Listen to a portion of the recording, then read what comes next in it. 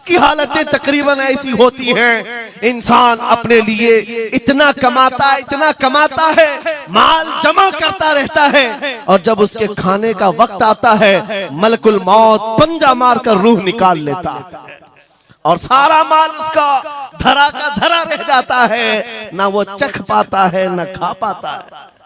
गौसे पाक रज़ी अल्लाह ताला अन्हु ये दुनिया की हालात बता रहे थे, और मेरे अजीजों आज भी वही हालात हैं हमारे, आज भी वही हालात हैं। हमने कमाने के लिए अपनी सेहत गंवा दी, रात नहीं देखा दिन नहीं देखा, दौड़ते रहे माल हासिल करने के लिए, इतना जमा कर लूं, इतना जमा कर लूं, इतना जमा कर लिया, जब तक तो सेहत बिगड़ गई, शुगर भी आ गई, बीपी भी आ गई, और ऐसी बीमारियां लग गई कि अब इनको ठीक करने के लिए जितना जमा किया था खर्चा करते रहो। शेख सादी रहमतुल्लाह अलैह फरमाते हैं ये दो कामों में तो इंसान की पूरी जिंदगी खत्म होती है, पहले कमाने के लिए सेहत गंवाता है और फिर सेहत बचाने के लिए माल गंवाता है। ये दो चीजों में गौसे पाक रज़ी अल्लाह ताला अन्हु की नसीहत यही थी कि इतना जमा कर ले जाते हो, इतना जमा करते हो कि फिर जब खाने का वक्त आता है तो मियाँ ऐसे हालात होते हैं कि नमक भी नहीं खा पाते, शक्कर भी नहीं खा पाते।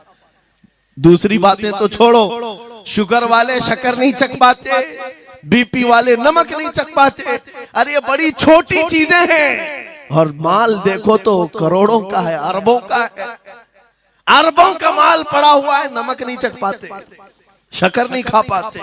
किसके लिए जमा किया था? और थोड़ी और बड़ी बीमारी हो गई तो पानी भी नहीं पी पाते, डायलिसिस चल रहा है, किडनी खराब है। कितने ऐसे लोग मिलते हैं आज, कितने ऐसे हैं जिन्होंने साफ मुझसे कहा कि डॉक्टर ने पूरा गिन करके कहा है कि पूरे दिन भर में जो है एक ढक्कन से पानी पीना, बोतल का जो ढक्कन होता है उस ढक्कन से बस बूंद बूंद चखते रहना, पानी ही ना पियो, इसलिए कि किडनी काम नहीं करती। ये दुनिया है मेरे अजीजों, हमने अपनी सेहत गंवा दी, पूरी की पूरी सेहत गंवा दी इसको हासिल करने के लिए। इसी को मेरे इमाम अहले सुन्नत फाजिल बरेलवी ने कहा था, शहद दिखाए जहर पिलाए, कातिल डायन शोहर कुछ, इस मुर्दार पे क्या ललचाए, दुनिया देखी भाली। लेकिन समझ में किसी को नहीं आता, उस वक्त समझ में आने लगता है जब जाने का वक्त होता है। जाने के वक्त हालात ऐसे होते हैं, मैं अक्सर अपने टूर में देखता हूँ, उमरा पे जाते हैं, बगदाद पे जाते हैं, खूब आयश से रहते हैं, सबको पता रहता है प्लेन में सिर्फ 30 किलो का अलाउड है, लेकिन मार्केट में जाते हैं तो उनको कुछ खबर नहीं होती, सब खरीद रहे होते हैं, हो जाए खरीद करके लाकर रूम में भर दिए, और आज शाम में जाना है तो ठोस रहे हैं इस बैग में उस बैग में नहीं घुसा, और उसके बाद फिर एयरपोर्ट पहुंचे तो कभी इसको रिक्वेस्ट कभी उसको रिक्वेस्ट, थोड़ा हमारा भी ले लो, थोड़ा हमारा भी ले लो, अरे वहां सबका 30 है, कोई लेने को तैयार नहीं। फिर खरीदा हुआ वहीं छोड़ करके हसरत भरी निगाह से देखते जाते हैं, किसी की खजूर छूटी हुई है, किसी के मुसल्ले छूटे हुए हैं, किसी के कपड़े छूटे हुए हैं। हर बार हम एयरपोर्ट पे देखते हैं, छोड़ करके जा रहे होते हैं, बड़ी हसरत से देखते हैं। मेरे अजीजों ये कोई लतीफा नहीं, सेम यही हालात जब दुनिया से जा रहा होता है एक इंसान, मरने से पहले उसकी आंखें फटी रह जाती हैं। क्यों कहा गया है मरने के वक्त सबसे पहले उसकी आंखें बंद कर दो? क्योंकि वो अपना माल देख रहा होता है, अपनी औलाद देख रहा होता है, अपना घर बार देख रहा होता है, मैंने इसको बनाया था, इस तरह से कमाया था, इस तरह से इसको पाला था, ये सब देखता रह जाता है, उनमें से किसी चीज को उठा भी नहीं पाता, ले नहीं जा सकता, यहाँ तक कि ऐसी हालत होती है खुद जा भी नहीं पाता, दूसरों के कंधों पर सवार होकर जाना पड़ता है। ये दुनिया की हकीकत। गौसे पाक की तालीमात अगर पढ़ते रह जाओ मेरे अजीजों, तसव्वुफ का एक ऐसा किला है, गौसे पाक की तालीमात काफी है तुम्हें तौबा करने के लिए, दुनिया में दिल लगाने के लिए और उससे दिल हटाने के लिए। गौसे पाक की तालीमात काफी है। आपने फरमाया था दुनिया में ऐसे रहो जैसे कश्ती समंदर में चलती, कश्ती समंदर में चलती है, यानी पूरे भरे हुए मौजों के पानी पर कश्ती चल रही है, लेकिन उसका कुछ बिगड़ता नहीं है। हाँ, अगर पानी कश्ती के अंदर आ गया तो फिर कश्ती के लिए खतरा है, डूब जाएगी। तुम दुनिया में ऐसी रहो कि तुम्हारे अंदर दुनिया ना आए। तुम दुनिया में हो, तुम्हारे अंदर दुनिया ना आ जाए। अगर तुम्हारे अंदर दुनिया घुस गई तो डूब जाओगे, फिर यहां से निकल नहीं पाते। मौलाना रोम इसी की मिलती जुलती बात कहते हैं मसनवी शरीफ में। जलालुद्दीन रूमी फरमाते हैं, एक चूंटी को देखा, शहद का एक कतरा जमीन पर गिरा हुआ है। शहद का कतरा चिपकने वाला होता है, यानी उसके अंदर गम होता है। चूंटी करीब से आई, एक चुस्की ली, शहद को चखा और जाने लगी। फिर आई, पेट कहां भरता है चूंटी का मीठे से।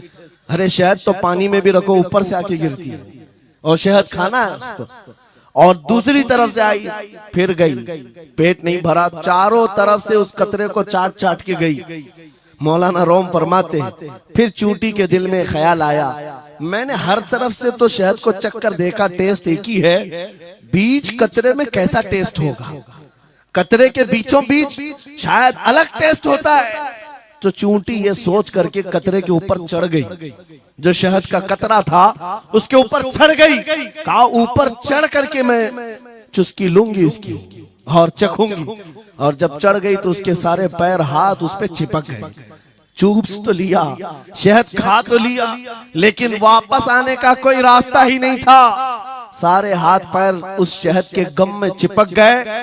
चूंटी की उसी कतरे में मौत हो गई। मौलाना जलालुद्दीन रूमी फरमाते हैं, इंसान यही करता है, माल कभी इधर से कमाता है, कभी उधर से कमाता है, हर जगह से देखता है, सारे टेस्ट ले लेता है, बाद में बड़े बड़े लोगों को देखता है, अरे नेताजी तो बड़े बंगले में, वहां कैसा ऐश होता होगा, कोई उस रिजॉर्ट में है, वहां कैसी मस्तियां होती होंगी, वहां भी जाकर देख लूं।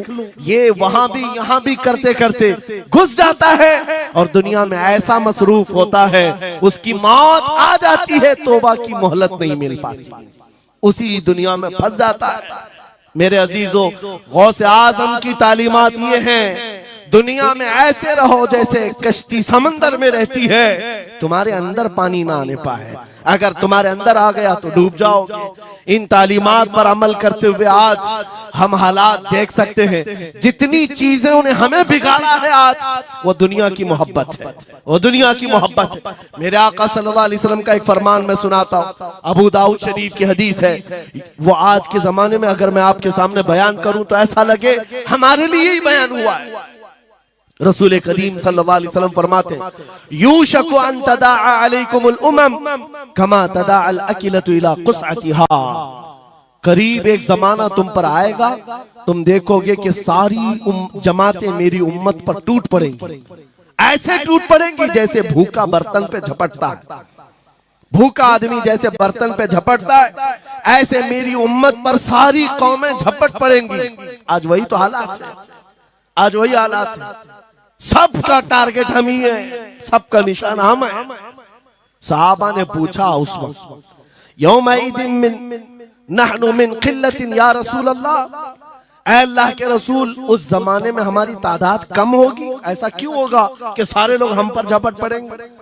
नबी पाक फरमाते हैं, वलाकिन्नकुम कसीरून, नहीं तुम तो बहुत ज्यादा होंगे उस वक्त, गौसाअन का गौसा इस्सैल, लेकिन तुम्हारी हालत समंदर के झाग की तरह होगी।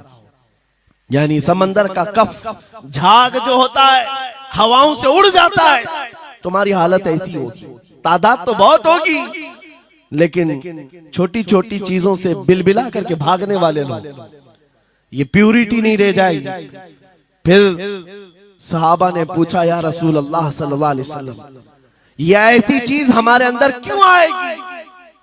मेरे आका फरमाते हैं, वजह दो ही होंगी, दो चीजें जब तुम्हारे दिल के अंदर आ जाए तो अल्लाह ताला तुम्हारे दिलों से, तुम्हारे दिलों के ऊपर काफिरों का, दुश्मनों का रौब डाल देगा। तुम डरते डरते जीने लग जाओगे, खौफ के आलम में जीने लग जाओगे। वो दो चीजें क्या है? मेरे आका फरमाते हैं, हुब्बुद दुनिया व कराहियतुल मौत, दुनिया से बेइंतहा मोहब्बत करने लगोगे और मौत से भागने लगोगे। मौत से तुम्हें नफरत हो जाएगी, डरने लग जाओगे। ये दो चीजें जब तुम्हारे अंदर आ जाए, तुम्हारे दिलों पर काफिरों का रौब डाल दिया जाएगा, दुश्मनों का खौफ डाल दिया जाएगा, क्या ये दो चीजें आज हमारे अंदर आ गई है? नौजवान दुनिया में ऐसे मस्त हो गए, हर एक को अपनी मसलहत है। मेरी दुकान कैसे चलेगी, मेरा बिजनेस कैसे चलेगा। मौलाना तो तकरीर करते हैं, ये बोलते हैं इनको कुछ हो गया, हमारे बच्चों का क्या होगा। ये सारी मसलहतों की बातें मैं सुन सुन करके पक गया हूं। बहुत सारे लोगों को तो ये लगता है इनके साथ मत बैठो वरना कल को पकड़ के ले जाएंगे तो तुम्हारा भी नाम आ जाएगा। बहुत सारे स्टेज पर उलमा के हालात पर अभी तो चल रहा है। जिस दिन कोई टारगेट पर आए इधर उधर बैठने से भी डरने लगे। इनके ऊपर इतने केस हैं, बाजू बैठने वालों के भी हालात खराब हो जाएगी, हमारा भी नाम ना आ जाए। मेरे अजीजों, ये सब गीदड़ भपकियां हैं, तुम्हारे ईमान का इम्तिहान है। मैं तो यही कहता हूं हमारे साथ कोई मामला नहीं।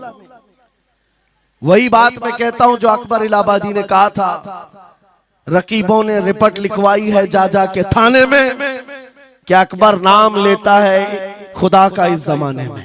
यही रिपोर्ट लिखवाते हैं जा जा करके। हमारी भी जहां रिपोर्ट लिखी हुई होगी बात यही होगी कि ये रसूलुल्लाह का नाम लेता है और उनके नाम पर लोगों को बात करता है, यही रिपोर्ट होगी। और इस बारे में हम कभी डरते नहीं। मैं आपको बताऊं उत्तर प्रदेश में वहां के हालात तो पता है, बिल्डोजर की हुकूमत चलती है। लेकिन मेरे अजीजों, एक मौलाना साहब ने कहा आपके साथ जलसे में बैठकर मैं लब्बैक लब्बैक के नारे लगा रहा था, दूसरे दिन मुझे थाने बुला लिया और फिर मुझे बहुत ज्यादा मामला हो गए। कहा कि मौलाना तुम ही नारे लगा रहे थे। आप लोग ना डरे इंशाअल्लाह। यहां पर तो उन्होंने मुझसे कहा, मैं कहा क्या हुआ, फिर कुछ हुआ? कहा मुझसे कह रहे थे केस हो जाएगा, हालात बिगड़ जाएंगे, खराब हो जाएंगे। मैंने कहा फख्र करो मौलाना इस बात पर, दुनिया चोरी करके थाने जाती है और तुम नबी का नाम लेकर जा रहे हो। कौन सा मसला है? बात सिर्फ इतनी है मेरे अजीजों, हम बोलते रहेंगे उस वक्त तक जब तक अल्लाह तबारक व तआला ने जुबान रखी है। नबी पाक की अजमत और नबी पाक की शरीयत और औलियाए उम्मत की मिदहत बयान करना जुर्म है। यह जुर्म हम 1000 बार करें, अगर ये जुर्म है 1000 बार करें, बल्कि हम दार पर भी, फांसी के फंदे पर भी ये जुर्म करेंगे। क्योंकि हमारे असलाफ ने हमें ये बताया है जो जान मांगो तो जान दे दें, जो माल मांगो तो माल दे दें, मगर ये हमसे कभी ना होगा नबी का जाहो जलाल दे दे।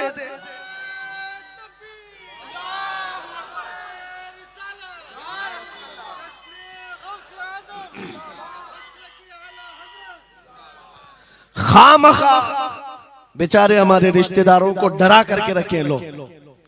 पुलिस वाले हजरात को कुछ लोग रिपोर्ट लिखवा कर डरा करके रखे हुए। मैं आपको बता रहा हूं एक साल में तकरीबन 170 के करीब जलसे करके आए। किसी एक जगह की भी रिपोर्ट निकाल करके बताओ कि हमने कहीं फसाद करवाया, हमने कहीं पर लोगों में माहौल बिगाड़ा हो या पब्लिक भड़क करके एक दूसरे के जंग करने पर आई हो, कहीं नहीं। अगर कौम को, सोई हुई कौम को बेदार करना तुम्हारे नजदीक भड़काना है तो ये भड़काना तो बहुत अच्छा है। मेरे अजीजों, हमारा काम सिर्फ इतना है, हम उन नौजवानों से बात कर रहे हैं जो अपने नबी के फिदाई हैं, जो अपने नबी के आशिक हैं, और हम सिर्फ उस लौ को और बढ़ाना चाहते हैं जो इनके सीनों में जल रही है। इनके सीनों में किसी और की नहीं, मेरे मुस्तफा के मोहब्बत की शमा है। अगर वो मध्यम है हम उसको तेज करना चाहते हैं। बस मेरे नौजवान से मेरा मुतालबा सिर्फ इतना ही है, किसी की जय विजय क्यों पुकारे, क्या गरज हमको, हमें काफी है सैयद अपना नारा या रसूल अल्लाह।